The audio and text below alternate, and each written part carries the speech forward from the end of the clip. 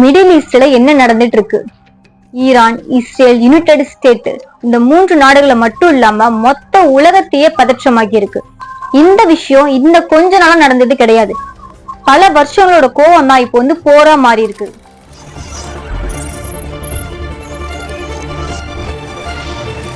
First Iran பக்கம் பார்க்கலாம். ஈரானோட உயர் தலைவர் பாத்தீங்கன்னா அலி காமினி. அந்த நாட்டோட பிரசிடென்ட் இப்ராஹிம் ரைசி.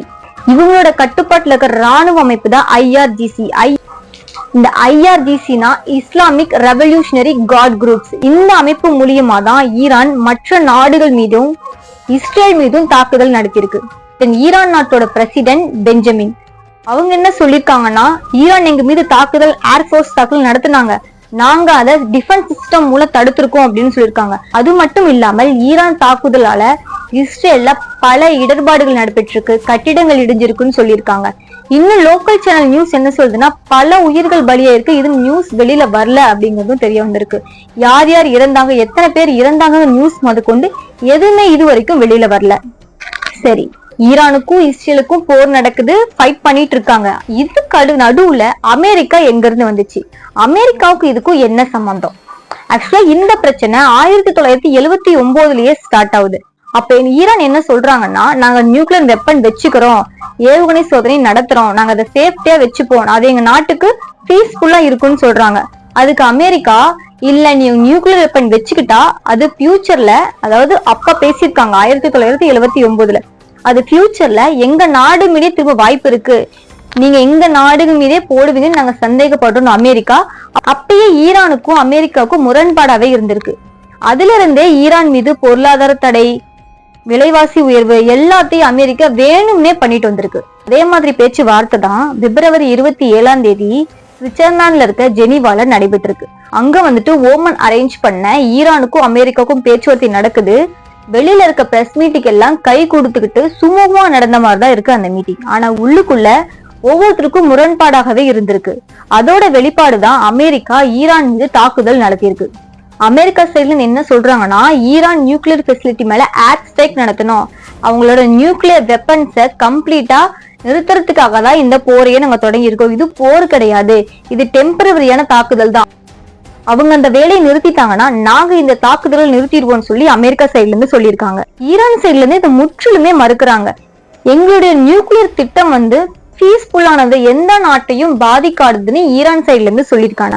ஆனா அமெரிக்காவோ மத்த யுனைடெட் ஸ்டேட்ஸோ யாருமே இதை நம்பல, அவங்க மேல தாக்குதல் தான் நடத்திட்டு இருக்காங்க. இப்ப இங்க நடந்துட்டு இருக்கிற இந்த கான்ஃபிளிக்ட் அந்த 3 நாடுகளை மட்டும் இல்லாம இன்டைரக்டா பல அமைப்புகளையும் பல நாடுகளையும் தாக்கிட்டு இருக்கு.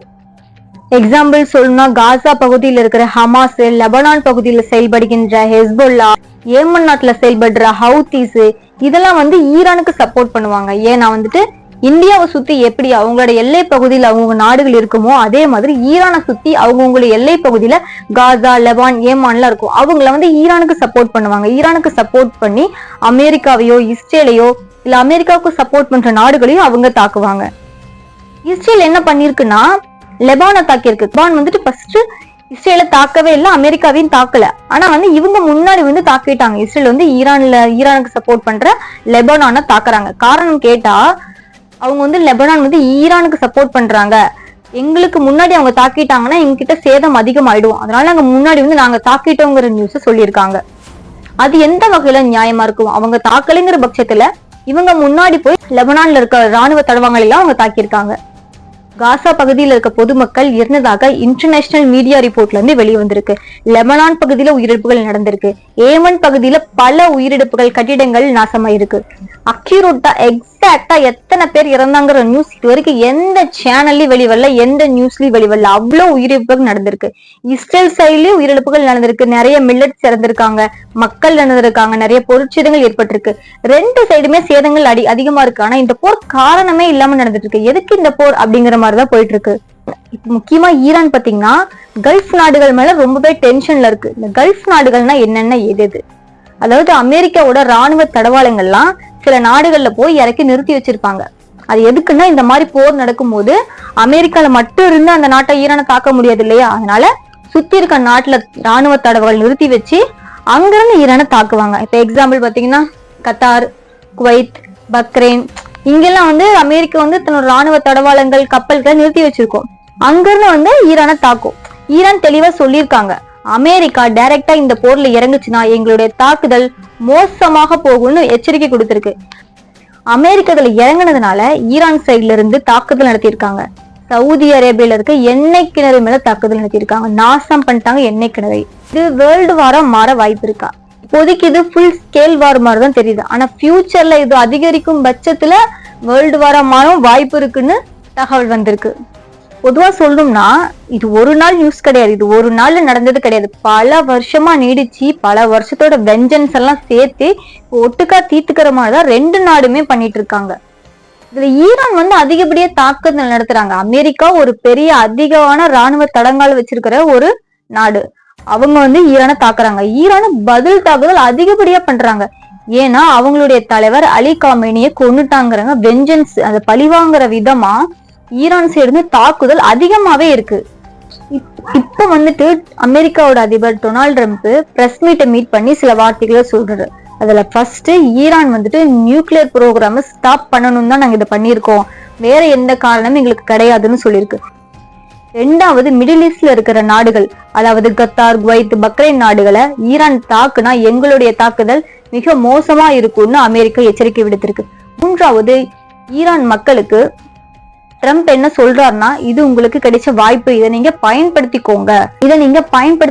உங்க தலைவர் இறந்துட்டாரு, இனிமேல் நீங்க புது நாட்டை உருவாக்கலாம், புது ரூல்ஸ போட்டுக்கலாம், இனிமேல் நீங்க மகிழ்ச்சியா இருக்கலாம்னு எரியறதில எண்ணெய் ஊத்துற மாதிரி ட்ரம்ப் அவங்க அந்த மக்களுக்கு தெரிவிச்சிருக்காரு. இதெல்லாம் லீகலா வந்த நியூஸ். இல்லீகலா மக்கள் என்ன சொல்றாங்கன்னா, அதாவது வெளியில நியூஸ் பேப்பருக்கு வராத நியூஸ் என்ன சொல்றாங்கன்னா, ஈரான் கிட்ட அதிகப்படியான கச்சா எண்ணெய்கள், பெட்ரோல், டீசலுக்கான மூலப்பொருட்களா இருக்கிறதுனாலதான் அமெரிக்காவும் இஸ்ரேலும் சேர்ந்து ஈரானை தாக்குறாங்க.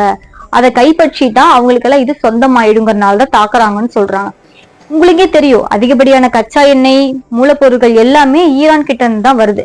அங்கதான் அதிகமா விளையுது, அங்க இருந்தா மத்த நாடுகளுக்கு எல்லாம் போகுது. ஒருவேளை இதை கைப்பற்றதா அமெரிக்கா இந்த முடிவுல இறங்கி இருக்கோ, தாக்குதல் நடத்துதோ அப்படின்னு பல பேருக்கு இந்த சந்தேகம் இருக்கு. அந்த ஈரானோட தலைவர் இறந்தார் இல்லையா, அலி காமேனி, அவரோட வயசு கிட்டத்தட்ட 80 இருக்கும். ஒரு நடக்க முடியாம நடந்து போறவர், ஒரு வயசானவர் வச்சுக்கோங்க. மேபி பிரெயின் அந்த அளவுக்கு அவருக்கு வேலை செய்யலாம். ஆனா அவரோட பாடி ஆக்டிவிட்டிஸும் அவரோட தாடி பக்கம் கிட்டத்தட்ட 80 வயசுக்கு மேல இருக்கும். அவர் ஃபேமிலி, அவரோட ஒய்ஃப், குழந்தைங்களை கொல்ற அளவுக்கு எங்க எதுக்கு தாக்குதல் நடத்தணும்? மக்களை கொன்னு அந்த போர் நடத்தி என்னத்தை சாதிக்க போறீங்க அப்படிங்கிற மாதிரிதான் இப்ப நடந்து போயிட்டு இருக்கு. அவ்வளோ உயிர்களை பலி வாங்கியிருக்காங்க. அந்த 3 நாடுகளை மட்டும் இல்லாம உலகத்தையே மாற்றி அமைக்கிற அளவுக்கு போர் நடந்துட்டு இருக்கு. விலை உயர்வு நடக்கும். இப்போ நம்மளுக்கு எஃபெக்ட் தெரியாது.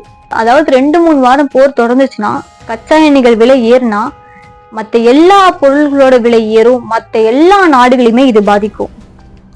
இன்னொன்னு என்னன்னா, ஈரான் சைட்ல இருந்து என்ன சொல்லியிருக்காங்கன்னா, இனிமேல் பேச்சுவார்த்தையே கிடையாது, தாக்குதல் மட்டும்தான், நாங்க போற நிறுத்தத்துக்கு பேச்சுவார்த்தைக்கே நான் வரலங்கிற மாதிரி சொல்லியிருக்காங்க. இது போற எப்படி முடிவுக்கு கொண்டு வரும்னு தெரியல. பேச்சுவார்த்தை வருமா இல்ல போர் தான் தொடருமா அப்படிங்கிறது அடுத்தடுத்த நாள்கள்ல தான் நமக்கு தெரியும். இப்போதைக்கு தச்சம் போர் நடந்துட்டு தான் இருக்கு. மிகவும் மோசமாக பண்ணிட்டு இருக்காங்க. சவுதி அரேபியா, பக்ரைன், அந்த சைடு லெபான், காசா, எல்லா இடத்துலயும் பயங்கரமான தாக்குதல் நடந்துட்டு இருக்குது. ஈரானும் நாங்க ஒண்ணு சும்மா இல்லைன்னு சொல்லி பல பேத்த கொண்டு குவிச்சிட்டு இருக்காங்க. ஒரு அடுத்த உண்மை சம்பவத்துடன் சந்திக்கலாம். நன்றி.